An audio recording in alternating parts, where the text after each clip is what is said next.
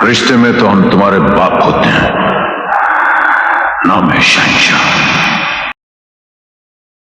Low pass and high pass filters, first order low pass and high pass filter, ये उसकी requirement है। ठीक है, अब लेट अस जी।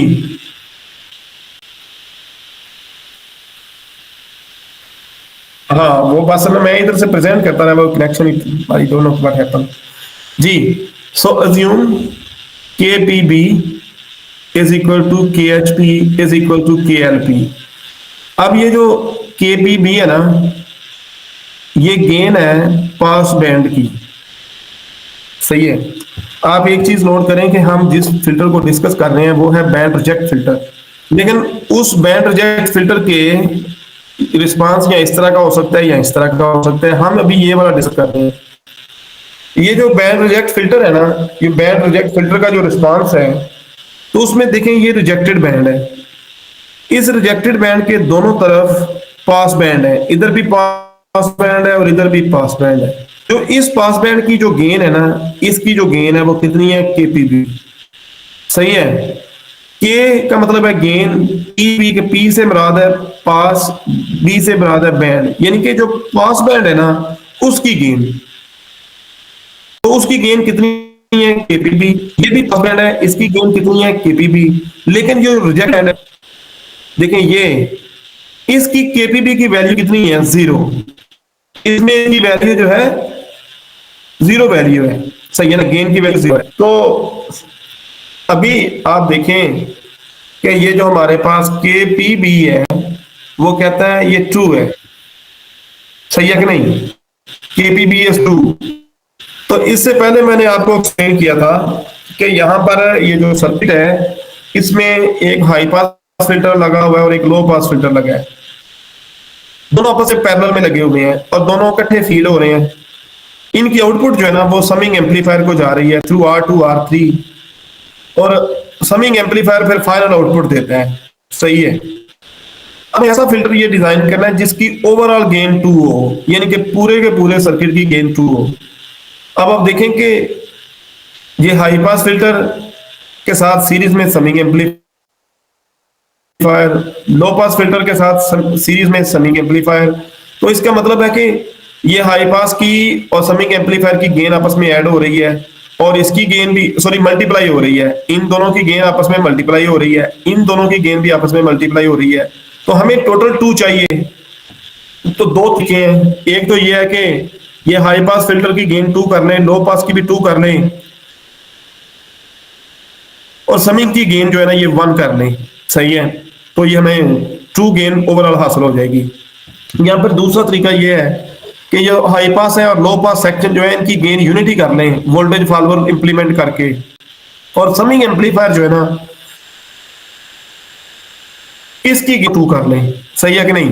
तो तब हमारे पास दो तरीके हैं कि ओवरऑल गेन जो है ना वो ट्रू हल करने के। तो इसमें दोनों ही तरीके डिस्कस हुए हैं। सबसे पहले वो कहता है कि K B B is equal to K H P and also equal to K L P, क्योंकि ये के एच पी और के एल पी जो है ना, के एच पी किसकी है, हाई पास की, के एल पी लो पास की, और दोनों आपस में पैरेलल में लगे हुए हैं। तो इनकी गेन जो है ना वो मतलब कि मल्टीप्लाई नहीं हो रही, इंडिविजुअल गेन एग्जिस्ट करती है, और ओवरऑल गेन भी इन दोनों की गेन के बराबर की चाहिए जो पहला डिजाइन है।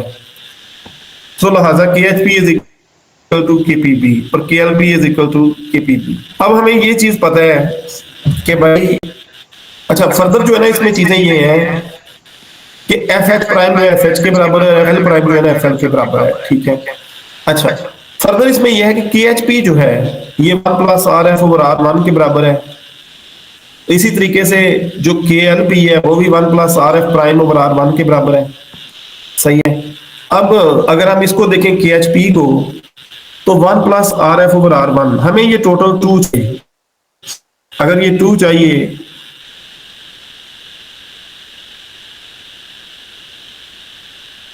तो आर एफ ओवर आर 1 कितना होना चाहिए, 1।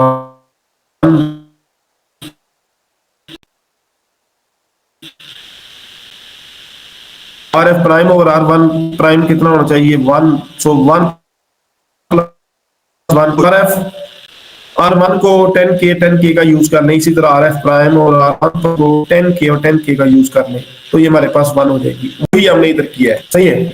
बाकी जो समिंग एम्पलीफायर है ना, उसकी गेन को हमें यूनिटी करना है। R2 रेशो जो है ना, ये दोनों पर बराबर हो जाए, R4 और R3 भी बराबर हो जाए, R4 और R2 भी बराबर हो जाए। लिहाजा हम इधर R2 is equal to R3 is equal to R4 is equal to 10K रखते हैं। तो हमारे ये वाला जो एम्पलीफायर है, इसकी गेन कितनी हो गई? यूनिटी। इसकी कितनी हो गई? 2। इसकी कितनी हो गई? 2। तो ये वाली रिक्वायरमेंट जो है ना गेन की, केपीबी की, ये फिक्स हो गई, सही है। ये 2 गेन फिक्स हो गई यहाँ पर। बाकी वो कहता है कि FC should be 2 किलोहर्ट्ज और bandwidth should be 1 kilohertz. So FC is equal to this equation, FH FL का प्रोडक्ट का स्क्वायर रूट, ये 2 किलोहर्ट्ज है। बैंडविड्थ जो है ना FL माइनस FH है। यहाँ से जो है ना वो FH की वैल्यू डालो यहाँ पर, और FL में इधर इधर पुट कर दो इस इक्वेशन में, ये क्वाड्रेटिक इक्वेशन बन जाएगी। इसको सॉल्व करो FL के लिए, जैसे कि सामने है। FL की वैल्यू आ जाएगी, FL की वैल्यू को दोबारा इसमें यूज करो बैंडविड्थ वाली इक्वेशन में, तो FH की वैल्यू आ जाएगी। सो अब हमारे पास FL और FH दोनों की वैल्यूज मौजूद है। FL किसके बराबर है? 1/2 पाई RC, और FH किसके बराबर है? 1/2 पाई R प्राइम C प्राइम। तो यहाँ से C को चूज कर लो, R को कैलकुलेट कर लो दोनों के लिए, तो आपके पास ये जो है ना, ये फिल्टर जो है ये डिजाइन हो जाएगा। ठीक हो गया। अच्छा, दूसरा तरीका जो था वो जो मैं बता रहा था, वो ये है कि use voltage followers for LP and HP। यहाँ वोल्टेज फॉलोअर और वोल्टेज फॉलोअर यानी यूनिटी गेन वाला एम्पलीफायर यूज करें, इधर भी और इधर भी, और ये आपके पास आ जाएगा converting amplifier with certain gain. तो अगर आप यूज कर लेते हैं voltage follower for LP and HP, तो ये आपके पास KHP भी 1 हो जाएगा और KLP भी 1 हो जाएगा, सही है। ये RF ओवर R1 जो है ना, ये रेशो जो है ये 0 और ये भी 0 हो जाएगी। KHP 1, तो आपने KPB को 2 करना है, तो फिर आपको 1 के साथ KHP के साथ समिंग एम्पलीफायर मल्टीप्लाई करना, KLP के साथ भी समिंग एम्पलीफायर की गेन को मल्टीप्लाई करना है। तो समिंग एम्पलीफायर की फिर गेन जो है ना वो 2 होनी चाहिए, जिसका मतलब हो गया A sum individual is equal to minus R4 to R2, सही है। यानी कि R4 टू R2 ये कितनी होनी चाहिए? 2। R4 टू R3 यानी कि ये वाली जो R4 टू R3 ये भी 2 होनी चाहिए। तो आपके पास चॉइस है कि आप R3 और R2 ये नीचे वाले जो है ना, इनको 10K रख लो, R4 को 20K रख लो, तो आपके पास ये रिक्वायरमेंट फुलफिल हो जाएगी। So we have 2 different ways to design the filter band of 0 gain frequencies.